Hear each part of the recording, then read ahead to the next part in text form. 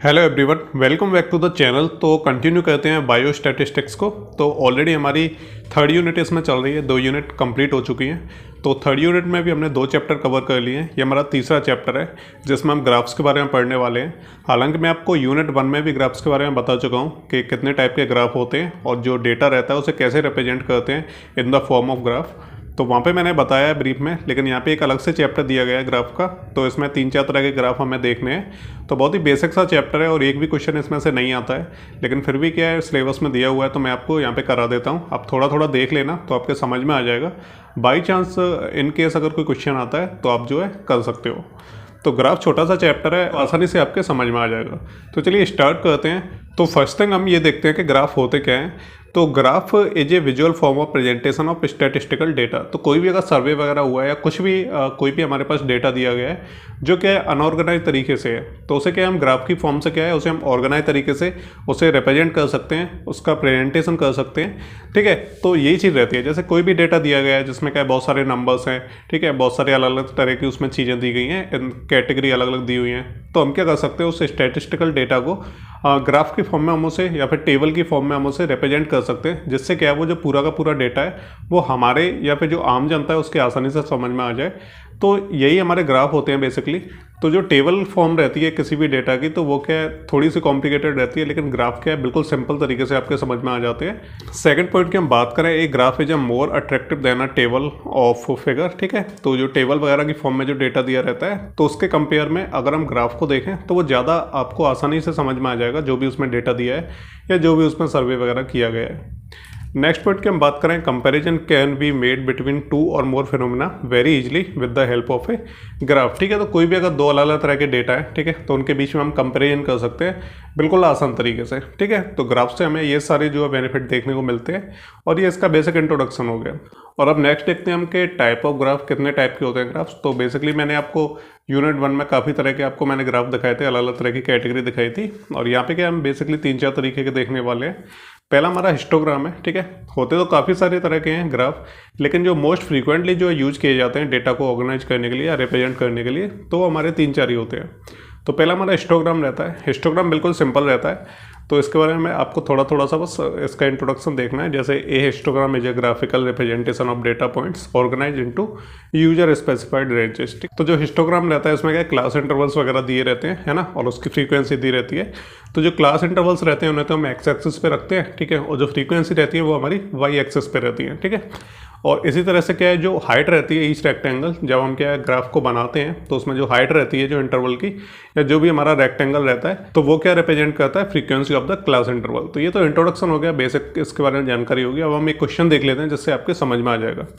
जैसे क्या है कोई भी यहाँ पे एक इस तरह का क्वेश्चन दिया है, एग्जांपल दिया हुआ है कि represent the data given below by the histogram. ठीक है, तो ये जो डेटा दिया है इसे आपको हिस्टोग्राम की फॉर्म में जो है रिप्रेजेंट करना है। आप कैसे करेंगे, ये इनकम दिया है रुपीज़ पे, ये उसकी फ्रीक्वेंसी दी है। 0 से 50 क्या है 10, 50 से 100 क्या है 30, 100 से 150 क्या है 80, और 150 से 200 क्या है 90, 200 से 250 क्या है 40, और 250 से 300 क्या है 20। ठीक है, तो इस तरीके से यहाँ पे डेटा दिया हुआ है। अब हमें क्या करना है, इसे ग्राफ की फॉर्म में रिप्रेजेंट करना है।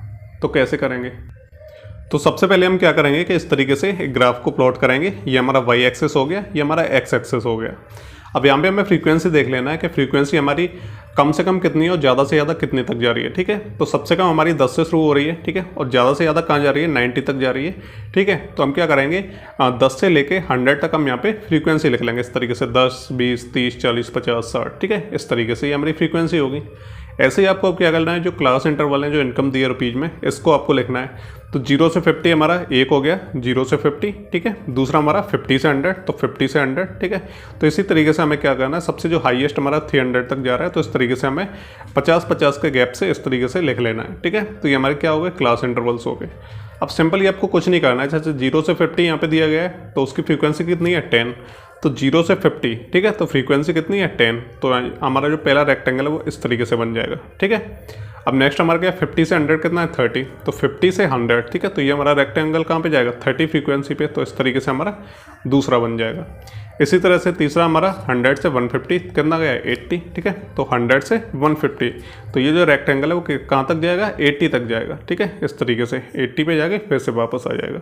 तो इस तरीके से आपको क्या करना है, डेटा को रिप्रेजेंट करना है in the form of histogram. तो बिल्कुल ईजी है, मैं आपको पहले भी बता चुका हूँ, और इससे रिलेटेड क्वेश्चन वगैरह तो नहीं पूछे जाते हैं, इसलिए आपको क्या है बस याद रखना है बेसिक चीज़ें हैं कि अगर बाई चांस जो पूछा जाता है, डेफिनेशन वगैरह पूछ ली जाती है या कुछ भी आपसे जो है पूछा जाता है इन केस, तो आप जो है बना सकते हो, इसमें कोई भी दिक्कत वाली बात नहीं है। ऐसा नहीं है कि आप जो है बना ही नहीं पाओगे, ठीक है। बहुत आसान है, आप आसानी से रिप्रेजेंट कर सकते हो डेटा को। सेकंड हमारा क्या पाई चार्ट आते हैं। अब पाई चार्ट क्या रहता है, एक सर्कुलर रहता है, तो इस तरीके का हमारा एक ग्राफिकल रिप्रेजेंटेशन रहता है। इसमें क्या है, इस तरीके से एक गोलाकार मतलब एक ग्राफ बना होता है। इसमें क्या है, आपको जो है डेटा को रिप्रेजेंट करना होता है। अब कैसे करते हैं, मान लीजिए कोई यहाँ पे एग्जांपल दिया है, ठीक है, कि आपको जो पाई चार्ट बनाना है डेटा का। यहाँ पे काउंटर दी है, यहाँ पे प्रोडक्शन ऑफ शुगर दिया इन क्विंटल्स, ठीक है। तो सबकी यहाँ पे जो प्रोडक्शन दी हुई है शुगर की, कि कौन सी कंट्री में कितने क्विंटल जो है शुगर प्रोड्यूस होती है ना।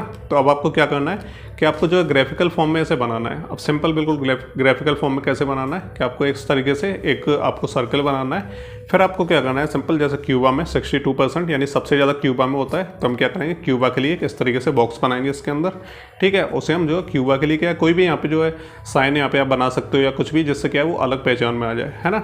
इस तरीके से उससे कम किस में होता है 47 ऑस्ट्रेलिया में, तो ऑस्ट्रेलिया का थोड़ा सा बड़ा रहेगा, थोड़ा सा छोटा रहेगा क्यूबा से।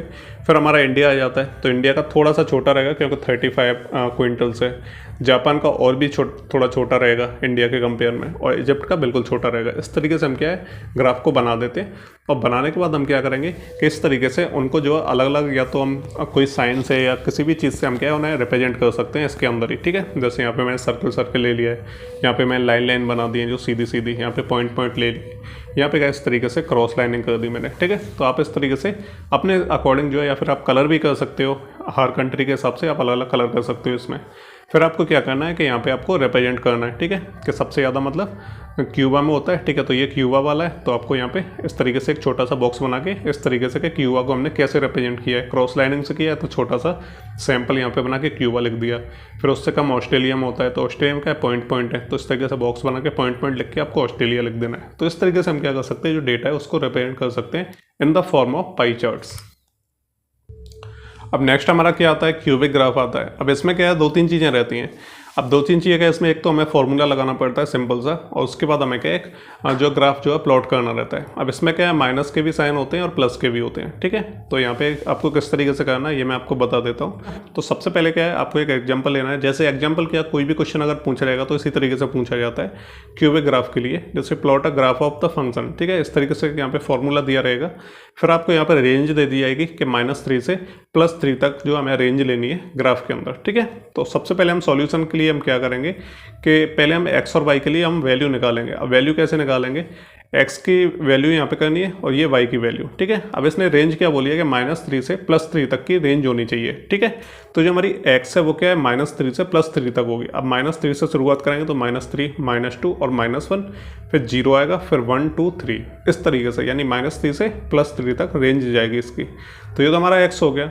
अब y हमें कैलकुलेट करना है। अब x की वैल्यू हमें यहाँ पे मिल जाएंगी, y वाली नीचे खाली रहेंगी, तो हमें y को निकालना कैसे है, तो y के लिए हम क्या करेंगे, ये वाला फॉर्मूला जो है यूज करेंगे। अब y के लिए हम क्या करेंगे, इस वाले फॉर्मूले का यूज करके x की वैल्यू हम इन सब में पुट कर देंगे और हमें क्या y की वैल्यू मिल जाएगी। तो जैसे यहाँ पे ये फॉर्मूला मैंने यहाँ पे नोट कर लिया है इस तरीके से। अब हमें जैसे -3 के लिए हम y कैसे निकालेंगे, तो -3 क्या है, हमारा x है, तो हम क्या करेंगे इस वाले फॉर्मूले में x की वैल्यू को पुट कर देंगे। यानी हमें सिंपली क्या करना है कि जो भी यहाँ पे ये फॉर्मूला दिया है ना y का, तो यहाँ पे x की वैल्यू दी है ये सारी की सारी, तो हमें क्या करना है कि पहले हमें y निकालना है। तो इसके लिए हम क्या करेंगे, x की ये वाली वैल्यू हम इसमें पुट कर देंगे, ठीक है। और जो भी आंसर हमारा निकल के आएगा वो हमारा y होगा, तो -20 आएगा हमारा, ठीक है।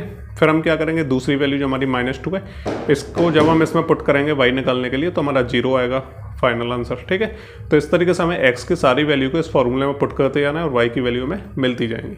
तो इस तरीके से हमें क्या है, इस तरीके से पूरी हमें एक टेबल मिल जाएगी। फिर हमें इसके अकॉर्डिंग हमें ग्राफ को प्लॉट करना है। अब ग्राफ को प्लॉट करने के लिए हम क्या करेंगे, यहाँ पे हमारी माइनस की भी वैल्यू है और प्लस की भी वैल्यू है, तो हम क्या एक पूरा का पूरा जो है ग्राफ इस तरीके से बनाएंगे। ये हमारा y हो गया, नीचे हमारा माइनस y हो जाएगा, इधर हमारा x हो गया, इधर हमारा माइनस x हो जाएगा। अब सिंपल आपको क्या करना है कि रेंज हमारी कहाँ से रहेगी, -3, -2 और -1। तो हम क्या करेंगे, जो माइनस x है उस साइड में हम क्या रखेंगे, -3, -2 और -1, है ना। और फिर हमारा 0 बीच में आ जाता है, ठीक है, ये हमारा 0 हो गया। और नेक्स्ट हमारा क्या रहेगा, 1 2 3, तो 1 2 3 हमारा पॉजिटिव साइड में रहेगा। इसी तरीके से जो y की वैल्यू है उसमें -20 हमारा माइनस वाली साइड में रहेगा, -20 हमारा किधर रहेगा, माइनस वाली साइड में, और बाकी प्लस की वैल्यू है तो ये हमारी किधर जाएंगी, इस तरीके से ऊपर चली जाएंगी, ठीक है। तो अब हमें क्या करना है, सिंपली बस आपको ग्राफ को प्लॉट करना है। जैसे यहाँ पे हमारा -3 है x, ठीक है, और -20 हमारा y है, ठीक है। तो हमारा जो पॉइंट बनेगा वो कहाँ पे बनेगा, -3 के नीचे यहाँ जाएगा, और -20 हमारा कहाँ है, यहाँ पे। तो दोनों के बीच में एक पॉइंट बनेगा यहाँ पे, पहला हो गया। इसी तरीके से हमें इसमें देखना है टेबल में -2 और 0, ठीक है।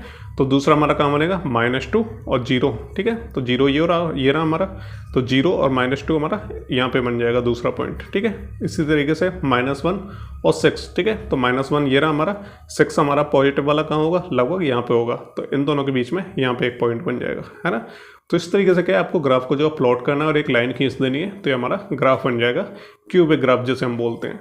तो ये सिंपल सा है, बिल्कुल आसानी से समझ में आ गया होगा आपके। बस इसमें क्या है, कैलकुलेशन वगैरह है छोटी मोटी, तो बेस्ट तो पूछा नहीं जाता है एग्जाम वगैरह में। अगर पूछा जाता है तो आप फॉर्मूले को याद रखना बस, बाकी सारी चीज़ें आसान रहेंगी आपके लिए। सबसे लास्ट हम बात करते हैं response surface plot and counter plot. तो ये दोनों एक जैसे ही होते हैं, इनमें थोड़ा थोड़ा सा डिफरेंस रहता है। तो ये जो रेस्पॉन्स सरफेस प्लॉट रहता है, तो ये क्या है, कोई भी डिजायरेबल जो रेस्पॉन्स वैल्यू रहती है किसी भी ऑपरेटिंग कंडीशन में, ठीक है। तो हम क्या उसके लिए जो है रेस्पॉन्स सरफेस प्लॉट जो है ग्राफ को जो है रिप्रेजेंट करते हैं, डेटा को उसकी फॉर्म में रिप्रेजेंट करते हैं। और बाकी ऐसा ही हमारा एक काउंटर प्लॉट रहता है। तो दोनों को मैंने एक ही में इंक्लूड कर दिया, अलग अलग मैंने नहीं करके आया, क्योंकि इतने ज़्यादा इंपॉर्टेंट नहीं है, मुश्किल ही है, बहुत कम चांस है कि एग्जाम में जो पूछे जाएँ। तो इसलिए क्या ग्राफ इतना ज़्यादा इंपॉर्टेंट नहीं है। बाकी क्वेश्चन वगैरह और थ्योरी में से चीज़ें ज़्यादा पूछी जाती है, न्यूमेरिकल वगैरह पूछे जाते हैं, तो इसलिए मैंने ज़्यादा इससे वैल्यू नहीं दी है। तो यहाँ पे थोड़ा थोड़ा मैंने यहाँ पे दोनों के बारे में इंट्रोडक्शन लिख दिया है ना। बाकी ग्राफ आप यहाँ पे देख सकते हो। तो ये रेस्पॉन्स सरफेस प्लॉट का इस तरीके का कुछ ग्राफ रहता है। जो भी डेटा रहता है वो 3D आप बोल सकते हो, 3D जो है यहाँ पे ग्राफ हम बनाते हैं।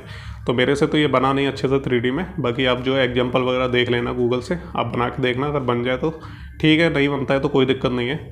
ऐसे ही हमारा एक काउंटर प्लॉट रहता है। तो इसका पहला टाइप मैंने यहाँ पे लिख दिया, इसके और भी टाइप होते हैं, तो ज़्यादा आपको सीरियस लेने की ज़रूरत नहीं है, इतना ही काफ़ी है। बस क्या दिया हुआ है सिलेबस में, तो मैंने बस थोड़ा सा ब्रीफ में कर दिया है, ज़्यादा आपको डिटेल पढ़ने की ज़रूरत नहीं है।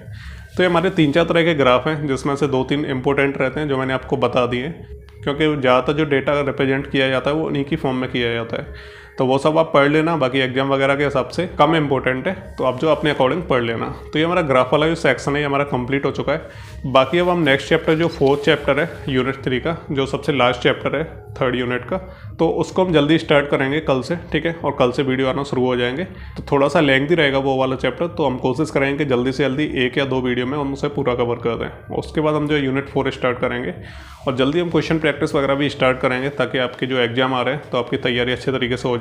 जो भी न्यूमेरिकल वगैरह की प्रॉब्लम रहती है वो आप आसानी से सॉल्व कर पाओगे। तो चलिए मिलते हैं अगली वीडियो में, तब तक के लिए good bye and take care.